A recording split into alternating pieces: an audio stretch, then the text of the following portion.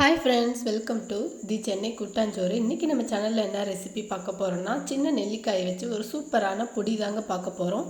வாங்க எப்படி செய்யலாங்கிறத பார்க்கலாம். தேவையான அளவு நெல்லிக்காயை எடுத்து விதையோட மிக்சியில் போட்டு அப்படியே குறப்பாக அரைச்சிங்கனாவே உங்களுக்கு விதை தனித்தனியாக வந்துடும். அப்போ நம்ம கை வச்சு நம்ம தனித்தனியாக எடுத்துக்கலாங்க, பொறுக்கிக்கலாம்.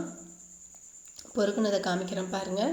இதுமாரி எவ்வளோ நெல்லிக்காய் தேவையான அளவு நம்ம எடுத்தோமோ அந்த அளவுக்கு நம்ம சும்மா விட்டு அரைச்சிக்கிட்டே இருக்கும், கண்டினியூஸாக அரைச்சிக்கிட்டே இருக்கக்கூடாது. விட்டு விட்டு திருப்பினீங்கன்னா உங்களுக்கு அந்த மாதிரி தனித்தனியாக வந்துடும்.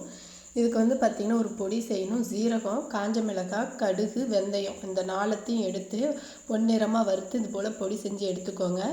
கடாய் வச்சுட்டு இதில் தேவையான அளவு ஆயில் சேர்த்துக்கலாம். ஆயில் பார்த்திங்கன்னா கொஞ்சம் கூடவே சேர்த்துட்டு கடுகு உளுத்தம் பருப்பு போட்டு தாளிச்சிட்டு நம்ம அரைச்சி வச்ச பொடியையும் இதில் சேர்த்து அது கருகங்காட்டியும் கொஞ்சம் இப்படி அப்படி பரட்டிட்டு நீங்கள் உடனே நெல்லிக்காய் அரைச்சி நம்ம விதை எடுத்து வச்சோம் இல்லையா, அந்த நெல்லிக்காவை இதில் சேர்த்துடுங்க. சேர்த்துட்டு நல்லா மீடியம் ஃப்ளேம்லேயோ இல்லைன்னா சிம்லேயே போட்டுட்டு நல்லா மிக்ஸ் பண்ணுங்கள்.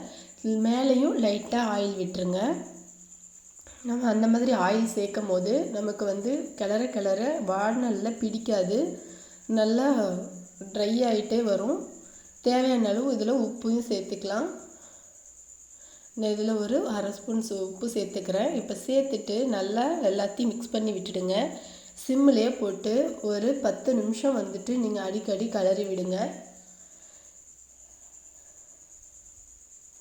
இது போல் நல்லா கிளறி விட்டுட்டு இறக்குனிங்கன்னா டேஸ்டியான நல்லா உதிரி உதிரியாக வரும். அந்த டைமில் நீங்கள் இறக்கிட்டிங்கன்னா டேஸ்டியான சூப்பரான நெல்லிக்காய் பொடி ரெடி ஆகிடுச்சிங்க. இதை நீங்கள் ஒயிட் ரைஸில் போட்டும் சாப்பிட்லாம், நம்ம வெறுவாயில் கூட நம்ம சாப்பிட்லாங்க. ரொம்பவே சூப்பராக இருக்கும். ட்ரை பண்ணி பாருங்கள்.